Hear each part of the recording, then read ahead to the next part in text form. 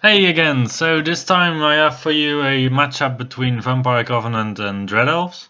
A friend of mine, he wanted to try Dread Elves again, so I own actually quite a big collection of Dread Elves, and I don't play them that regularly because in singles tournaments I feel like they are quite matchup dependent. So maybe that will change with the new army book coming out hopefully quite soon.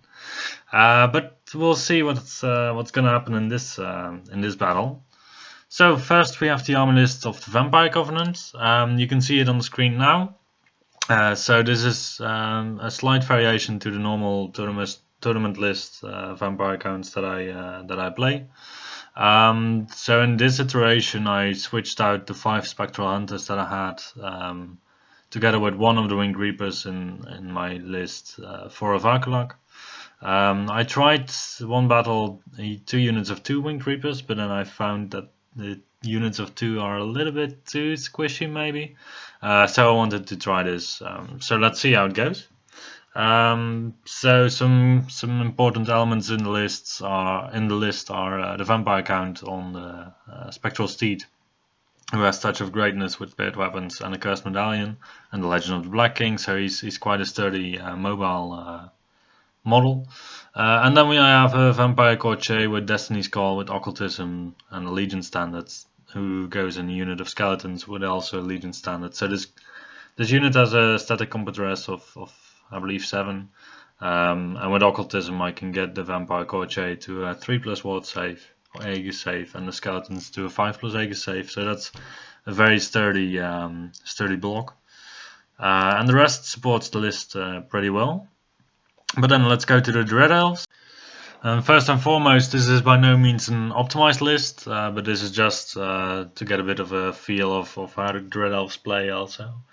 So we have an Oracle, Wizard Master on Witchcraft, an Assassin, and I must say I'm kind of impressed with the performance of the Assassin in general.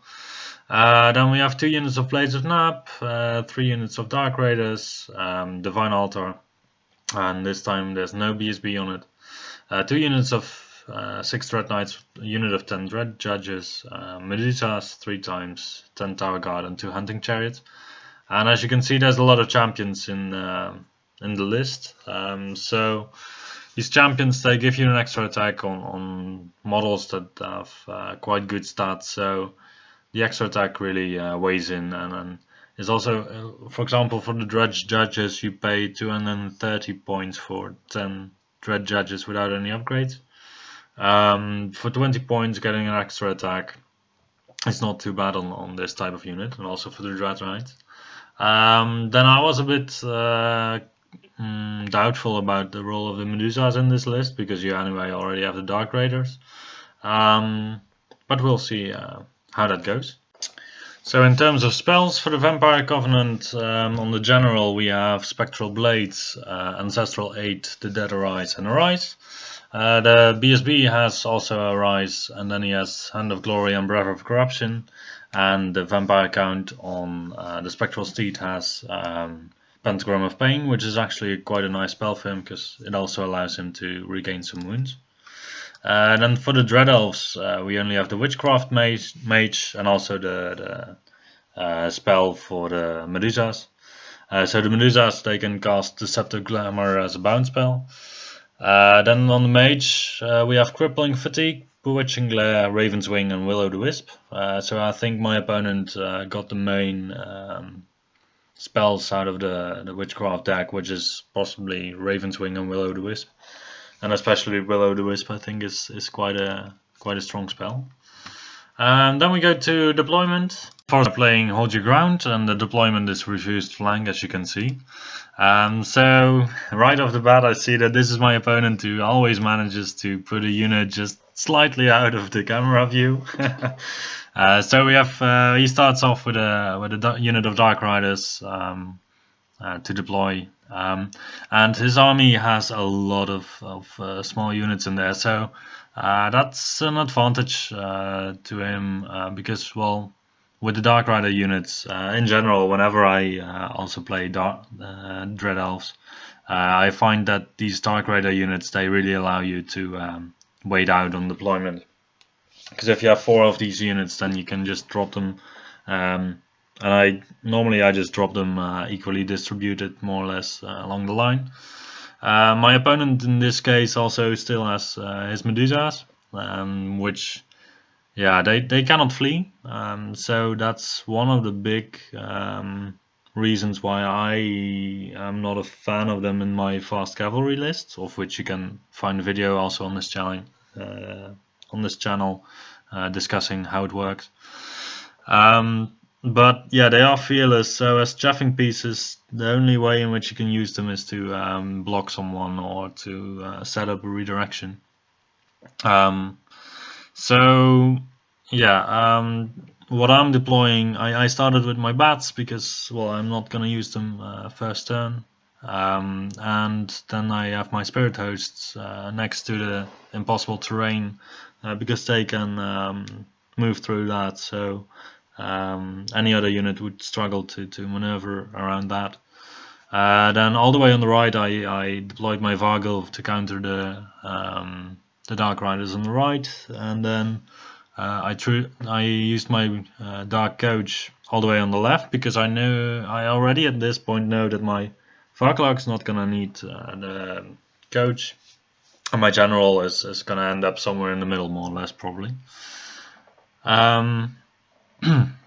And then, yeah, if you measure out the range that my opponent can get by dropping everything and taking a Vanguard with the Dark Raiders and moving forward, then it's like 30 inches. And I surprised a lot of opponents, also myself, with this already. So I try to be aware of where he can move. Yeah, so then at this point, I believe it is when I decide to drop everything. Maybe my opponent should already have chosen to drop everything, but me and my opponent are both of mind that in a hold the ground scenario, it's actually quite advantageous to go second. Because when you go second, you know exactly how many scoring units you have to bring in the middle of the field in order to win on scenario that turn. So also, if you're using just 10-man strong units,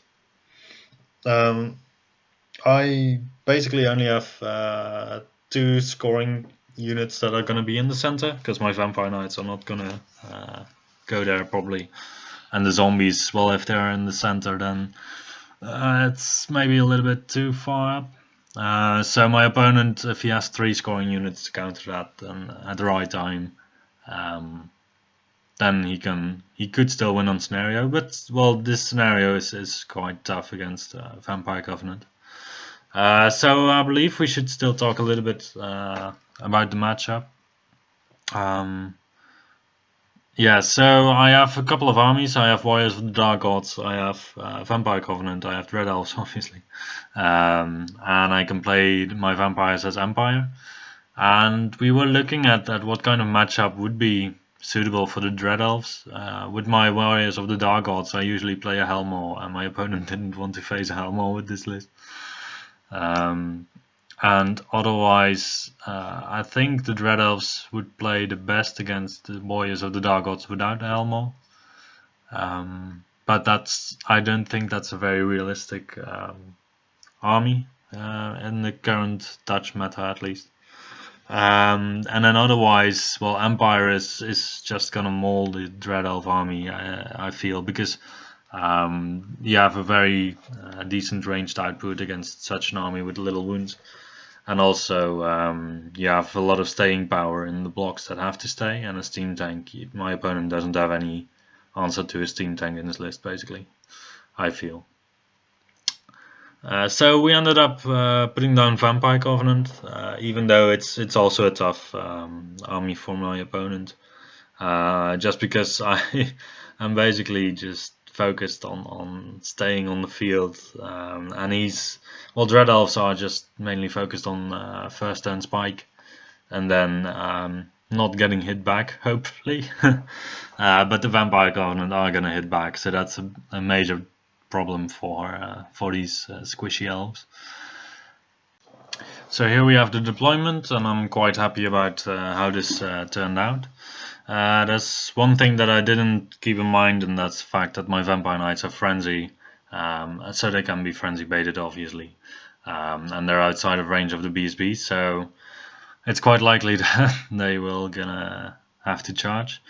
Yeah, but in general, I'm not really worried by my opponent's army. Sure, the Tower Guard and Dread Judges, they can strike hard once they go into the skeletons, but anyway, I have parry, so they hit me only on 3+, and the court can strike before a lot of my opponent's army. So the one thing that I realized after the battle that I did wrong is I should have put the BSB probably together in a unit with the court, so that the BSB has a bit more protection, because then I have a BSB and the court vampires that strike before my opponent. Whilst in this case, my opponent is going to strike at least at the same time as the BSB when he charges in. Other than that, yeah, let's go to my first turn move. I figure out that I don't really want to charge the Dark Raiders with my Vampire Knights. So I made the check and then I failed it, so I had to declare a charge somewhere. Because if I charge into the Dark Raiders, they're gonna flee. My opponent's gonna be able to counter charge. Or maybe they won't even flee and then my opponent would counter-charge them with the Dread Knights. That's also a possibility. Anyway, I would rather go for a long charge against the Blaze of Nab, because if I make it into the Blaze of Nab, then I most likely will just go through. And then my opponent is having another problem in his army, because he's gonna have to face some Vampire Knights coming from the flank. So the thing I was delighted about the most with my opponent's deployment is that the hunting chariots are both on the right side of the table, so my vampire count has a free reign on the left side of the table. Because I'm quite scared of these hunting chariots with my vampire count. However, as long as there's a model with also standard size and tool in between the hunting chariot and my vampire count, my opponent can't see it. But then again, the hunting chariots are mobile pieces, so they can get some line of sight in spaces where you won't expect them necessarily to do so. But strength 7, AP 3 against resilience 5, 3 wound model is scary, even though I have a 4+ Aegis save. So in most times I will just survive, but just one unlucky shot to me and the model is just gone. But still, it serves its purpose on the flank there. For the rest, I can, in my mind, quite confidently push up. And I must say, it's been such a long time that I played with or against Dread Elves, that I thought that the Divine Altar gave you a reroll to your charge ranges, but it's actually maximized. So I made a little mistake there, putting my skeletons as close as I did. In the magic phase, I want to get my Hand of Glory off on the skeletons to give my vampire a better Aegis save, and the skeletons to 5+ Aegis. But just to distract my opponent, I cast Pentagram of Pain on the Dark Raiders in front of my vampire count. He lets it go through. I do 6 hits and I remove the units from the field. So that was quite unfortunate for my opponent. But on the plus side, I do not get my Hand of Glory on my BSB unit. Then it's time for my opponent. So this time I'm still thinking that my opponent cannot get any maximized charges on my unit, and I believe I put my skeleton unit on 14 inches away from his infantry. So if he charges, it's gonna be 9. And then he informs me that he can do a maximized roll against the unit. I'm like, oh, oops, that's a bit of a mistake. So yeah, it's always good to practice against a lot of different armies, obviously. So he charges in with the tower guard and the executioners, hoping that one of the both units at least would make it, because he's quite focused on removing the BSB from the field. And I know I can't really disagree with him in the sense that it is a very important piece in the list.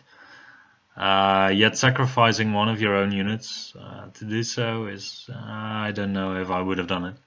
Especially the tower guard also has a like 300 point character in there. But throwing them in would definitely mean that my opponent is going to lose the unit. So on the other side, he charges my Vampire Knights with the Medusa and with the Dread Knights. So this is where I would hope that a Medusa alone would just be just this bit stronger, that it could at least hold up Vampire Knights on its own, like 3 Vampire Knights.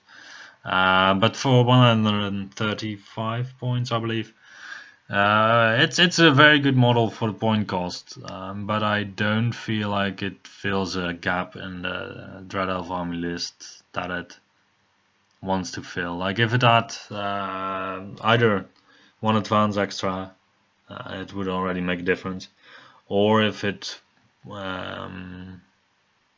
had something like 4 or 5 wounds, or I would say that it needs something more to actually get a role in the army, other than just chaff Pete's that doesn't really know its true identity. I feel like it's a bit of a conflicted miniature at this point, but that might just be me. Yeah, so otherwise my opponent is trying to cast some magic. He casts actually the random movement on the Dark Coach, and he still has the reroll to wound, battle focus, which most of these spells he wants to cast on my Vampire Lord that he wants to overrun into with his Knights, I believe, because he's of mind that this is the only way that he can remove my Vampire count from the field, which I can kind of agree to, with the exception of the hunting chariots. But I don't really want to increase his chances of being successful against my Vampire count, so I let him have the random move on the Dark Coach. Even though I will probably strike first with my Vampire count, and I should have taken just the opportunity with the Dark Coach to charge into his Dread Knight. But then again, random movement 2d6. It was 8 inches. We looked at it before we let the spell go through. It was 8 inches to get into the Gold Knights or the Dread Knights if they were to overrun into my Vampire count. So in his combat phase, he manages to destroy the Vampire Knights without any losses, I believe. And otherwise, the Dread Judges, they do manage to remove my BSB, but in the process they are diminished, and then they break, and I follow them, and it allows me to move up on the field. So that's really good for me. Then we get a charge with the Phantom Host through the impossible terrain, which can do due to Ghost Step, and together with the Court of the Damned, and the other skeleton unit goes into the Dread Legionnaires. Dark Coach tries to go into the Dread Knights, but just misses by 1 or 2 inches, and then the rest of the army adapts to these charges. So I still have a flank of my skeletons just open for some Blades of Nap. I don't know yet what's gonna happen in the combat against the Divine Altar, but worst case scenario is that I stick and I have my flank open to a part of his army. So with the Phantom Host charge, what I hope to achieve is to get an overrun into the Tower Guard, so that they at least are stuck for 1 round and they cannot countercharge into my skeleton block. And on the other side, I can't prevent any charge into the flank. What I can do is to provide good countercharge opportunities for myself. So the Varkala goes behind the wall to get distracting once my opponent charges against me. And I think that he can handle quite some charges there of the units that could charge into him. And then the Winged Reapers and the Varkalak, they could both countercharge anything that goes into the flank of my big skeleton block. Yeah, so at this point I actually am feeling quite confident about what's happening on the field, except for the Vampire Lord. Because my opponent has a charge and they are still Dread Knights, so they might pull off to inflict a wound. So that means that in order to stay on the board, I have to at least inflict one wound, and I know that I have 3+ to hit and 2+ to wound, and my armor save of my opponent is a 5+. Yeah, dice can always let you down, but in this case they don't really, because I don't get any wounds, and my opponent loses 2 knights, or 1 knight. Anyway, we get stuck in combat. I might actually have lost a wound on my count. Anyway, nothing further happens on the left with the vampire count. And then actually in my magic phase I got both spectral blades and ancestral aid through on the skeletons, so they reroll to hit and they reroll to wound, turning them actually into quite decent fighters indeed. So whilst my opponent also still flushed a little bit with the dice, my unit manages to break his altar. Unfortunately, he doesn't have to take any impactful panic tests, and he makes the ones on the hunting chariot and that's the only one he has to do. But my overrun is not that far, so I only go 2 inches. So my flank is still widely open for his entire army. And I am very glad that my Phantom Host, they make the overrun of something like 6 inches or something like that into the Tower Guard. And then we go to my opponent's turn. So my opponent, he declares a charge into the flank of my unit of skeletons of 25 with the Court of the Damned, with his Blades of Nab. The other Blades of Nab go into the other flank of the skeletons, but then of the unit of 45. And for the rest, there's still a Medusa going into the flank of the skeletons. And that's all charges for today.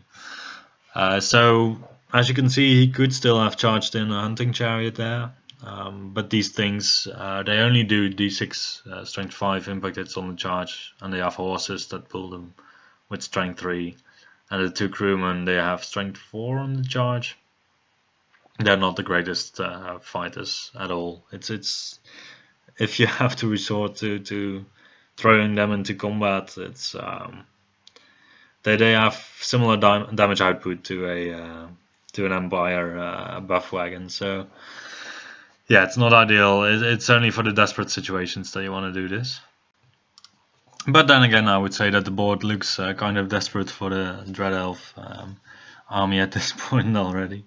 So yeah, we have the vampire count grinding down the Dread Knights. Well, the Witch Elves, they did come into the skeletons, so they might pull off some interesting results. But we will see what's gonna happen. So in the meanwhile, the hunting chariots of my opponent managed to shoot a couple of times at the Winged Reapers. So over the 2 turns they did 2 hits, inflicting a total of 7 wounds, which is slightly above average, to be honest, with the 2 hits that they did. But that's okay. Yeah, my opponent was trying to convince me that they really contributed to this battle, and I was like, yeah, it's okay, because with vampire counts you're quite happy when your opponent just distributes his damage output over your army, because with 1 Arise I can just grow back wounds everywhere in a radius, and the more targets I have, the merrier. I am, basically. So if these hunting chariots had indeed been yet another combat unit, in this case I would be less happy, I think. Because my opponent, in the army setup that he has, the shooting is just so limited that I don't have to worry about having to take away one unit from the field a turn. So I can even leave my winged reapers with a couple of wounds on them, not having to cast an arise because I have to be worried that my opponent's gonna shoot them off in one turn. Yeah, so we go to combat. So the Blades of Nab, they go to town on the unit with the Court of the Land. And I believe in total I lose about 18 skeletons, but I also kill 3 witch elves or 4 witch elves. Blades of Nab, sorry.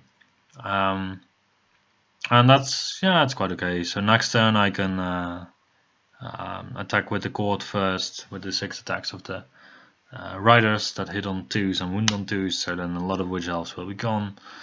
I don't have a counter charge ready there, but I don't think it's necessary either. And then the other combat, my opponent goes to town on my skeletons. But still I have about 27 left, so I don't really care. Mostly because by this is what Dread Elves do. So they do strike very hard in one go, and then then they die if they didn't manage to destroy the enemy. So at this point, actually, my opponent also saw that it was not going well for him. So he decided actually to round up the game. What basically led to this decision also is that the Varkolak decided to charge the hunting chariot and on the right, and the hunting chariot was placed so that it could make a 10-inch flee move and still be on game. It actually fled 11 inches and then caused the Dread Knights on the right to fail a panic test and also flee the field. So what you can see still on the table is what we would realistically expect to be present on the table after my turn. And yeah, you can see that the Dread Elves, they still have their altar. So that's a good thing, right?